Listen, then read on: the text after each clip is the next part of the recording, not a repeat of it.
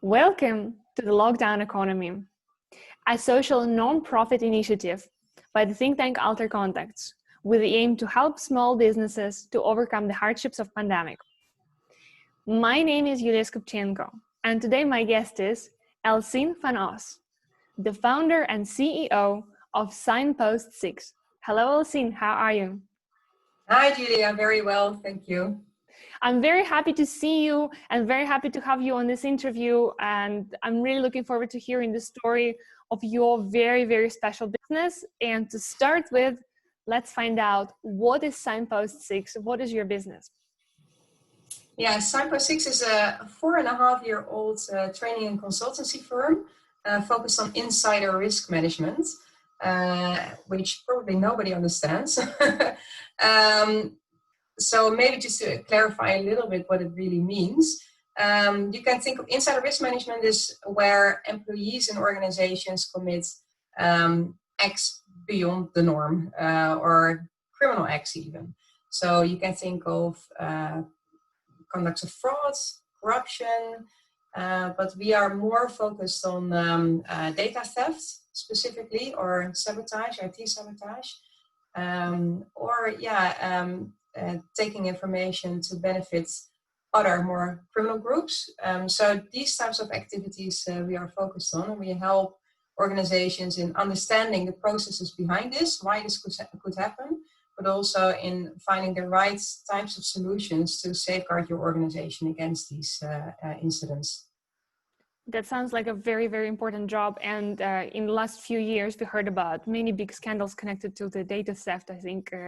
So how did that affect your clients? You know, how many clients do you have normally? Is there good flow? Is there a market for this? Yeah, so we have clients focused on consultancy, and we have clients more focused on training. Yeah? So these two different types of aspects. And on the side, we help with some case management, but that's not a commercial model for us. So we help if when there are issues, but not commercially in that regard. So if we're talking about training, it's very hard to say how many clients. We have a couple of ongoing clients more on a consultancy basis. And I think specifically the training aspects have been heavily affected by COVID-19. So I can honestly say that our client base went from 100 to 0% in the period around March, April. So that was really heavily affected by COVID. Actually, yes, that is exactly what was going to be my next question. And what was the effect of lockdown beyond, well, I think losing the customer base from 100% to 0 is already a huge effect. But beyond that, what was the overall situation in your business when the lockdown happened and then past that point when it was lifted, and now again we're in a lockdown? So how was your journey? So the journey consists maybe of 3 phases. The first phase, unfortunately, so I have to tell you that we are a very young company. The subject is also very young in general, so we are in the process of building very much, and it was going in very much in the right direction. My workload was heavily over the top, so in the beginning of the year, I've been recruiting to be able to meet client needs and also to anticipate on the growth of client needs. So we've recruited a couple of people in February, March, and April, especially around this whole period of COVID-19. And then, of course, the business heavily collapsed, at least from that training side of point of view. So really, the first phase was trying to find our feet as a team, to get to know each other under the lockdown circumstances. So we had a team member who joined the 1st of April in the middle of the lockdown. He wasn't able to meet the team at all. So how is he even going to get the materials to work with, to work from, to familiarize themselves with the system? So we really needed time to re-strategize in the first phase, and also to get to know each other and work virtually as a team. So that took quite some time for us to land on that, and I think it's good and needed to be. because very honestly, I was also really distracted by the situation altogether. So it was hard to keep focusing fully on your business while you're also dealing with a pandemic that you need to get your head around. So I think with everybody, also with myself, I was a little bit distracted also to get my head around the situation that we had. So that's the first phase, getting our head around the pandemic, new ways of working, getting to know the team, re-strategizing. Second phase was a fantastic phase, and I think very thankful to the COVID pandemic. So because our training programs collapsed, we realized we need to build an online offering. And that's been something that we've been wanting to do for quite a while anyway, to be able to have a better global reach. I think also flying into trainings is maybe also from a cost benefits point of view. I think you can actually do things lower threshold, more globally, more virtually. So we went for that second phase as a team, building a training program that we would have never been able to do if it weren't for COVID. Because with clients, they were also distracted. So we thought we're not going to pull on clients that have other fish to fry at that moment in time. So let's just draw ourselves inward, build as much as we can. And that was fantastic. It was a very good team focus. So the team actually got to know each other very well. And we built materials that we're super proud of. So that's the second phase. And the third phase is now, of course, we're in the Netherlands. We're in a more or less halfway new intelligent type lockdown. But we do notice that clients are coming back. Business is attracting again. We are all set for it. The only thing that we are now discovering is, we're not great at sales and marketing. And that is a new hurdle that we need to get over. But apart from that, I think we're really well positioned. That is an amazing journey, and I have so many questions in my head that I want to ask you. Starting from, I think I'm going to start from the first phase when you said you were recruiting people to start anticipating the client's needs, and then suddenly, there were no more clients because of the lockdown. So, was there a desire or an idea to stop recruiting process to not get the people on board? Or was it already an employment contract and everything, and it was just not possible? Yeah, that's never been a consideration. So that was already in place. So plus, at the really beginning, we didn't really know where it was going either. And the people that came in was until the 1st of April. So indeed, these contracts have been negotiated, were in place, and I think a lot of work needed to be done anyway. So I'm just super happy with the way it went in that regard. I mean, of course, you prefer to have a good client base and a growing client base. So, but rather than the client focus, we had this internal focus, and like I said, we otherwise never would have had that. And I'm just glad that we are so well positioned now. Yeah, absolutely. And it must be pretty scary to have to onboard people and work with them in the conditions when there are suddenly no more clients, and then you don't even know what's going to happen next.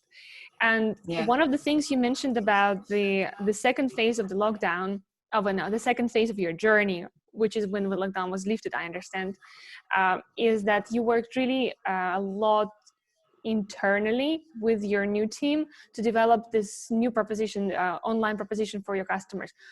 How, in this new reality, in the post-lockdown world, how did you anticipate what the clients might need? Because a lot of things have changed. So building a new proposition might have been very challenging. So how did you go about it? Yeah. So this is what I always already envisaged. We want to be the training location for insider risk management worldwide. So that's been always the vision. Also, this is a relatively new topic, and there isn't that much training available. So in our conversation with the clients, oftentimes we already get the questions like, where can we get trained in general? So the training we wanted to build anyway. And then I think in general, you want to lower the thresholds for people to engage in this and to go through training. And what I also enjoy is to be able to do things in my own time. And this is all focused on your own time. And it's a mixture between virtual interviews with presentations, questions, assignments, something I would like myself very much and I would be waiting for to have. And so we delivered what we thought it needed to be done anyway. And I think we all, in our strategy meeting back in April, we already thought, what is this all going to look like? And we thought we're going to be in this for the long time, the long haul, maybe a couple of years even. If we want to reach people globally, I think travel is the last thing that's going to return, especially for training. So we need to prepare for this. So there are lots of considerations that we took into account. And just to continue on what you wanted to do as your journey anyway, but then in a different format, which is actually quite nice and sustainable in the long term. Yeah, I think it's, to me, the right way to go. The only thing now is to get the people to find the training. And that's really more around the marketing and the sales. That is for us important, to know it's out there, to know it has that's the right quality. It will bring people further. So that is for us now the next step. Yes, and it's true. It's a challenge for a lot of businesses, especially where you have highly specialized people inside working on the content. And then suddenly you need to make the market aware that there is that amazing expertise there, but sales is not necessarily your expertise. And then, hiring somebody who only does sales, they don't understand the specialist part. So they're effectively, they cannot sell anything because, there's definitely a mismatch. I can recognize it very much. We have the think tank advisory, so we've been facing similar issue in that regard. But one thing I wanted also to ask you additionally to your journey is that there were a lot of, since you moved everything online, and all your trainings now, which are pretty sensitive in information, were moved online. How do you secure that online space? Because I know that universities got a huge problem with Zoom hackers and different types of people who just hacked in the meeting, say many bad words and leave it and close it for everyone. So how do you ensure that cybersecurity in your activities? Yeah, so for the training platform, we need to have a proper security of the platform and engagement through the platform. But generally, people don't need to share sensitive information, especially if they don't want to. They have to do assignments. They can base it on a virtual situation or whatever they feel comfortable with. But we do get questions for more virtual masterclasses where you have more engagements. And we can do that from any platform that people see most suitable to them. So we're flexible in that regard. And we're in the process of setting up a Jitsi server through which we can have a very secure communications as well. So we are indeed taking this very much into account because of the sensitive nature of the subject. Yeah, and I think that could be useful for many companies that now went online completely, and they're still using, just like us now, we're using the free available technologies in this world. So one extra question that I know it wasn't on the list, but since, I know a little bit about your story, I know that you are a mother, a wife, and a business leader, and you're leading your own company. How do you manage to feed it all? Because, one of the things we would like to do with this Lockdown Economy series is to inspire more females to become entrepreneurs as well. So maybe you can share some advice or some of your practices, how you make it all work. Yeah, so if you would have asked me last year, you would have seen bits and pieces of Elsine floating around. I can honestly say I was in bad shape because I wasn't able to manage. And then I even had a hernia 2 years ago. And even after that, I didn't care for myself well enough to get that balance. In January of this year, I got into a sport that really motivated me to get more physical balance in place, and that was the aspect I was missing. So that was before the lockdown, and the first lockdown really helped me to further gain that balance, and it made me really happy, I have to say. So. From that point of view, it's been great, but that also went in these 3 phases. So the first phase, from a balance point of view, was fantastic. Also, it was easier to say no to things, and my agenda cleared, so that was fantastic as well. In that sense, from a personal point of view. Now I think we're more used to a virtual environment, and I see myself hopping from meeting to meeting with not even a minute in between.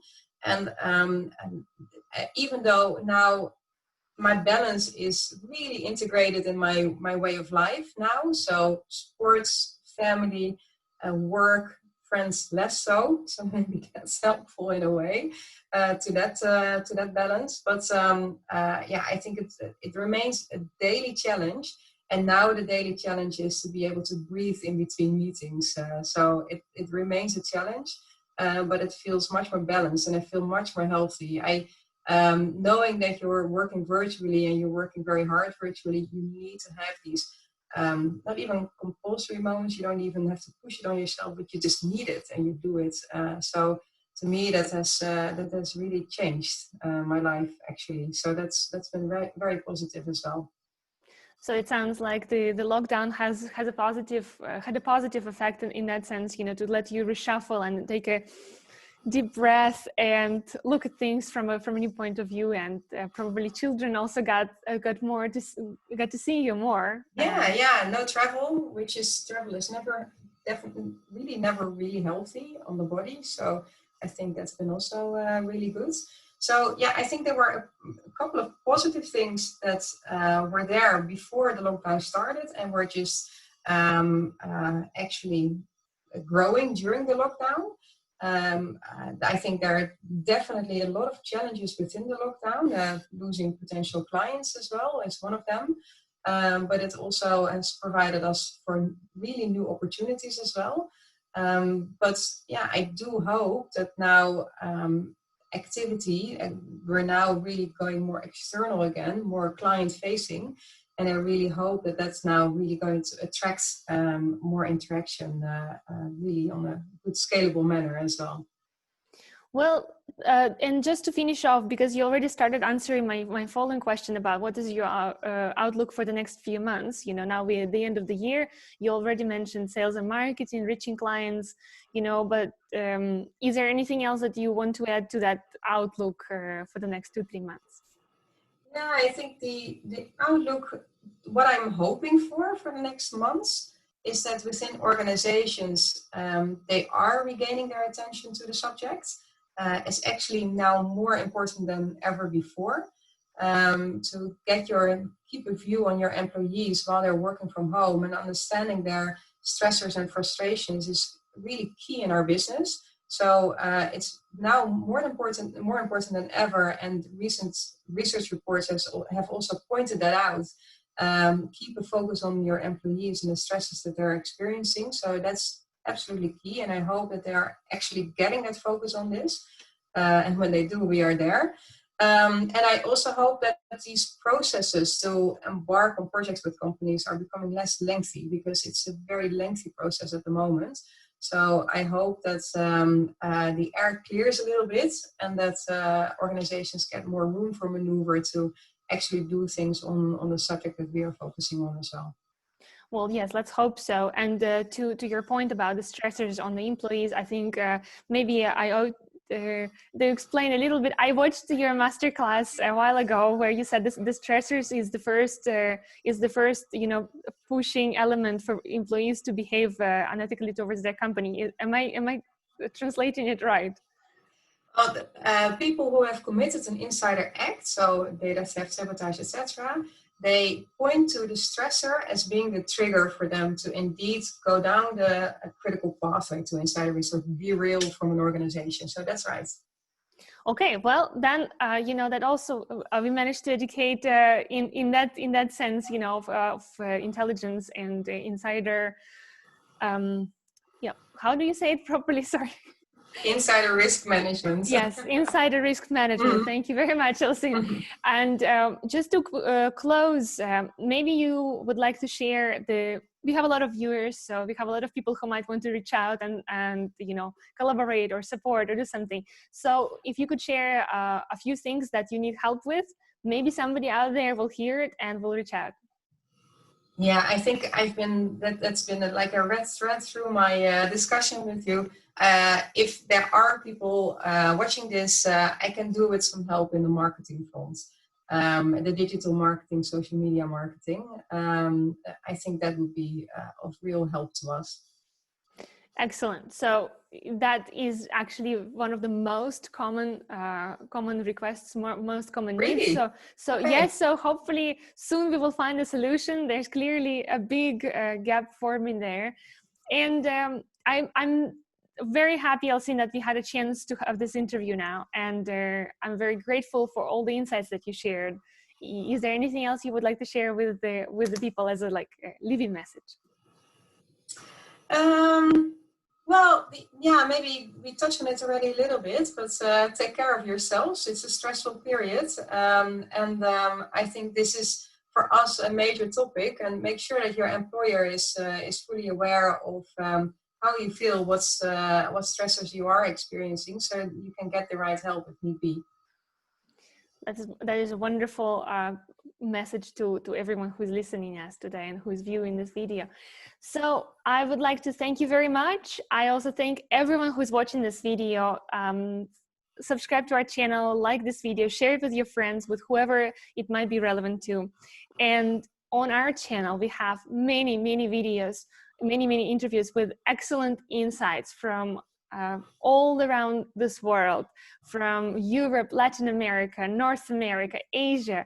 So please have a look, and I hope that you will find the ideas that will help you move your business ahead. And stay tuned for more. Bye. Bye.